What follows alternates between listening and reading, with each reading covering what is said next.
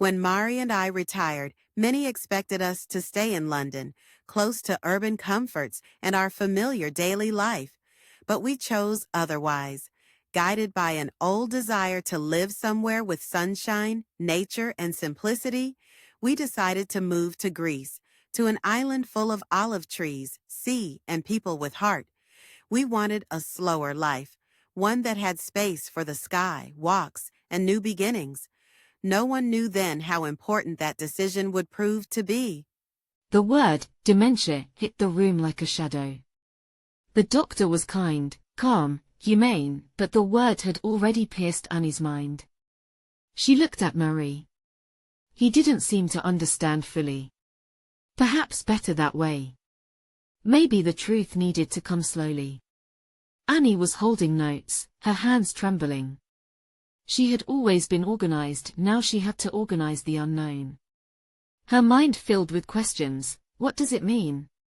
How fast? What can we do? She didn't want to see him fade. She didn't want to fade either. They held hands. No words were needed. That day, they didn't promise to defeat the disease, they promised to live it together. Dementia entered their life gradually, not like a storm but like a cloud that filters the light. Murray had moments of clarity and moments of silence. Sometimes he remembered details from his youth, other times he didn't know what day it was. Annie became his eyes, his hands, the mirror of his identity. Their home, with the veranda and the view of the sea, became a sanctuary. There, in the afternoons, they always found a few moments of peace.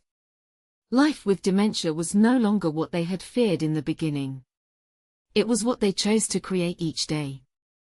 But sometimes it was hard, no one could deny that, and as time passed, signs of fatigue began to show in both of them. Deciding to move into the care unit wasn't easy. Annie postponed it for a long time. At night she woke in fear she might lose him, and during the day she was exhausted from trying to keep him present. At first, she felt she was surrendering. But when they arrived at the unit, something changed. The atmosphere wasn't cold as she feared. The staff were people, with gentle voices, steady hands, warm smiles. Annie wasn't just a companion, she was a partner in care. She had a role. She had a voice. Gradually, Murray began to relax. The daily rhythm had returned. There were faces who knew him, remembered that he liked his juice with ice, that he preferred blue sheets. They were no longer alone. And that was not weakness. It was care. When I first entered the Namaste space, I thought it was just another activity. A quiet room, dim lighting, soft music, the scent of lavender in the air.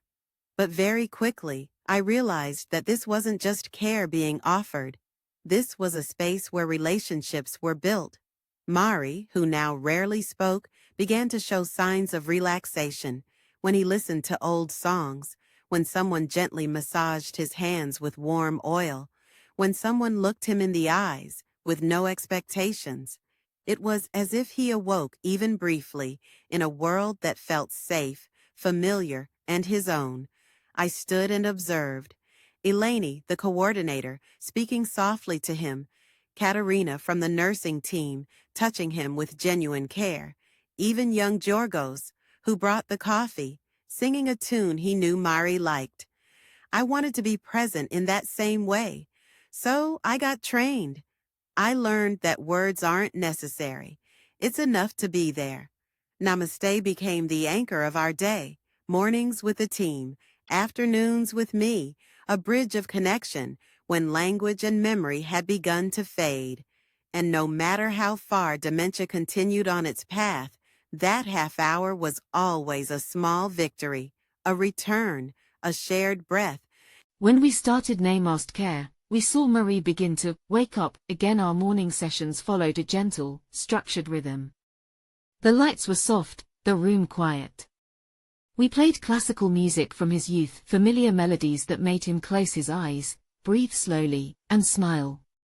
We brought an old animal picture book, his eyes lit up as he pointed at the horse, the dog, sometimes whispering something faint but full of warmth. We added gentle scents, lavender, rose, cedar, each one unlocking a memory or a reaction. We held his hand, looked him in the eyes, and waited. No pressure. Just presence. Namaste Care is not just a method, it is a space where the person is not defined by their diagnosis, but by who they are and who they've been. For Murray, it became a predictable moment of comfort in an otherwise shifting world. For Annie, it was a way to continue being his partner in care. But it wasn't just for them. For me, as a professional, Namaste reshaped my role. I wasn't just providing care, I was bearing witness to connection. Each session reminded me that even when cognition fades, the person remains. And in those moments, often quiet, subtle, almost invisible to the outside world, something profound happened. There was meaning. There was dignity. There was love. I will never forget that afternoon. I was sitting beside him, just like every day, but he seemed far away. Hours had passed without a single reaction. I held a small radio in my hand and pressed the button. His favorite composer's music started to play, the one that always moved him deeply. And then something small and yet immense happened. He sighed and gently leaned toward me. No words were needed. I knew. He was present. We were together. It was the moment I realized that Namaste Care had become our language, the language of the soul when words had disappeared. Touch, scent, music, gaze, these became our means of communication. And through this new language, I found myself again. I was no longer just a caregiver trying to manage dementia. I was his partner. I was the one who could offer care with love, without expecting answers. Namaste Care helped me turn fear into strength and our silence into meaning. It was the one time of day that didn't feel like an effort, but like connection. I knew exactly what to offer him, without needing him to ask. We were together, as always, just in different ways now, and deep inside, I knew he felt it too. Murray no longer opened his eyes often. His breathing had become shallow and slow. His hands motionless.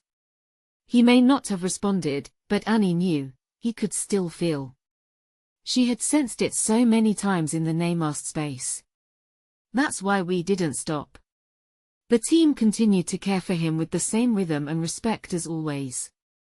Namaste was no longer just a program, it had become a way of being. In the morning, I gently touched his face with a cotton pad soaked in rose water. Katerina brought him a scented cloth and whispered a phrase he loved. Annie sat close and spoke to him about everything they had lived together. They still played his favorite music. The song they had danced to at their wedding. No one knew if he could hear it. But everyone knew it was right for him to hear it. Every touch, every word, every breath said, "You are here. You are you. We see you. We honor you. You are not alone."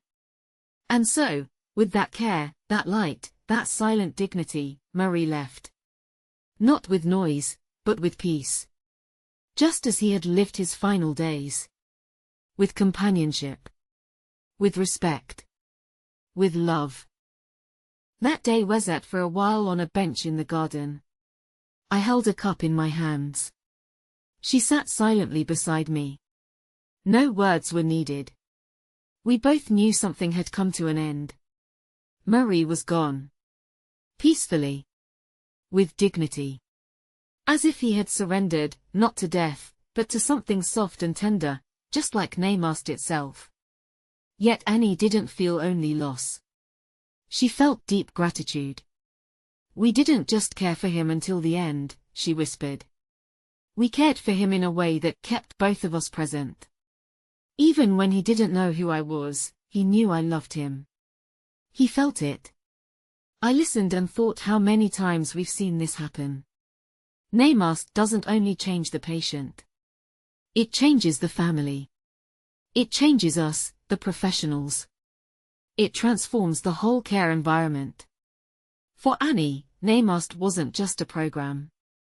It was a ritual of connection. An "I am here" when there were no words left. An "I see you" when the eyes no longer responded. An "I remember you" when everything seemed forgotten. And in the end, it became an "I love you" even when there was no longer a voice to say it back. This video was created by Lena Priniataki, social worker and scientific supervisor of the Elderly Care Unit Morioni 2, in Crete, Greece. With the support of artificial intelligence, this video was specially designed to raise awareness and highlight the Namaste Care program. It is part of a broader project entitled Life Lessons from Murray and Annie. And is featured on our unit's official YouTube channel. All intellectual property rights belong to the creator. Thank you for watching. Namaste to all.